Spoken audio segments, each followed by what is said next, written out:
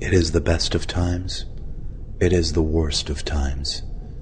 In the year 2015, people have access to a breadth and depth of information unimaginable in an earlier age. Everyone contributes in some way, participating to create a living, breathing mediascape. However, the press as you know it has ceased to exist. The Fourth Estate's fortunes have waned. 20th century news organizations are an afterthought, a lonely remnant of a not-too-distant past. The road to 2015 began in the late 20th century. In 1989, Tim Berners-Lee, a computer scientist at the CERN Particle Physics Laboratory in Switzerland, invents the World Wide Web. Amazon.com is founded in 1994. Its young creator dreams of a store that sells everything. Amazon's model, which will come to set the standard for internet sales, is built on automated, personalized recommendations, a store that can make suggestions. In 1998, two Stanford programmers unleash Google. Their algorithm echoes the logic of Amazon. It treats links as recommendations, and from that foundation powers the world's fastest and most effective search engine. In 1999, a dot-com startup named Pyra Labs unveils Blogger, a personal publishing tool.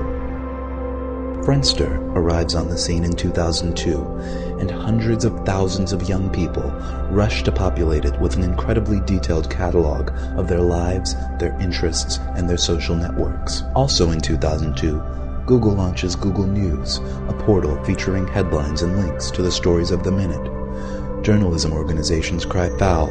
Google News is edited entirely by computers. In 2003, Google buys Blogger. 2004 would be remembered as the year that everything began. Reason magazine sends subscribers an issue with a satellite photo of their houses on the cover and information custom tailored to each subscriber inside. Google unveils Gmail with a gigabyte of free space for every user. Microsoft launches NewsBot, a social news filter. Google buys Picasa, a tool for organizing images. Amazon releases A9, a search engine built on Google's technology that also incorporates Amazon's trademark recommendations. And then, in August, Google goes public.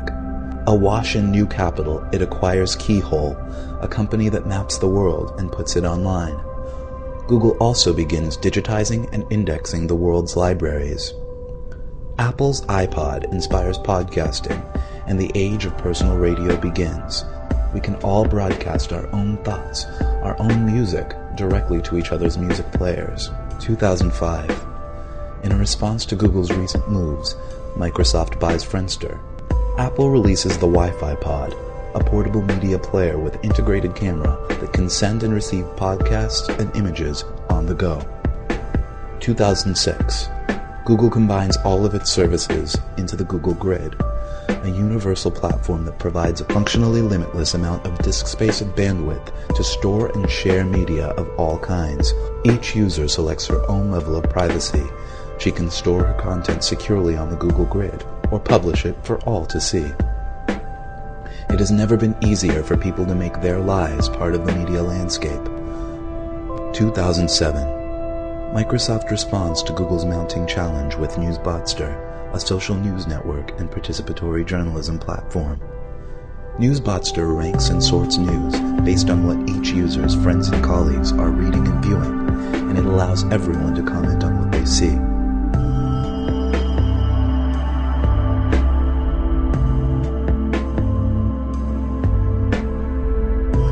In 2008 sees the alliance that will challenge Microsoft's ambitions.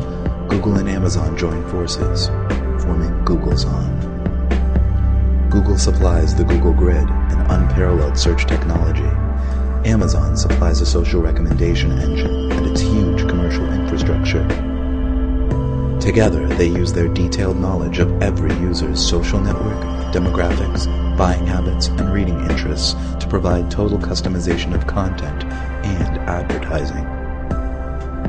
This year, the New York Times switches to a paid subscription model online. However, its content stream remains open to Googlezon's indexing computers. The news wars of 2010 are notable for the fact that no actual news organizations take part. Googlezon and Microsoft face off, enhancing their services week by week. Googlezon finally checkmates Microsoft with a feature the software giant cannot match.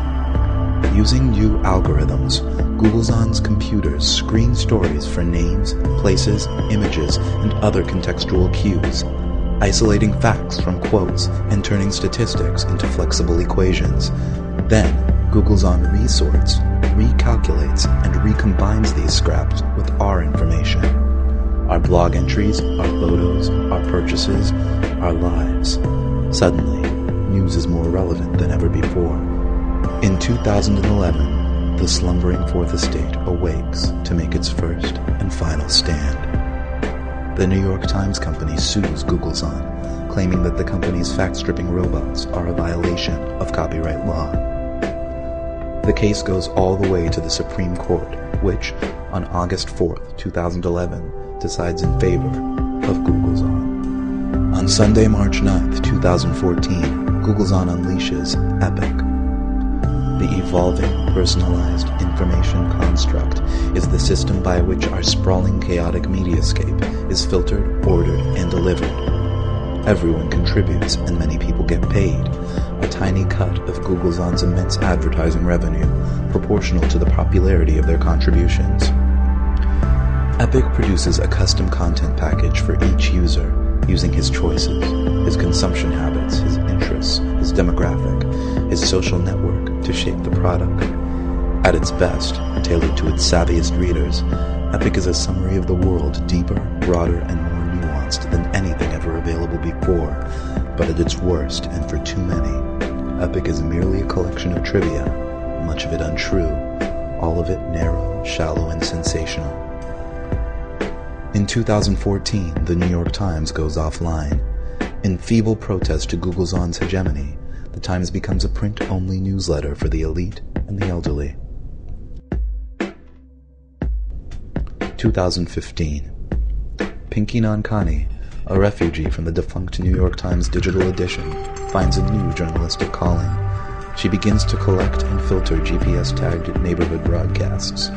Soon, Pinky's feed is a local lodestone, and more of her neighbors tag their broadcasts with GPS data as they realize they too can be a part of it. Hey, it's me. If you're listening, I think a bunch of us are going to go meet up at Progress Park. We're thinking about doing like a little barbecue. I was thinking if you go to the park, do not bother with 9th Street. There's this big accident at Garfield, and it's all backed up. It's totally a mess. So, Have you guys gone out today? If you haven't gone out today, please go out today. It's an incredible day. Take a look at this.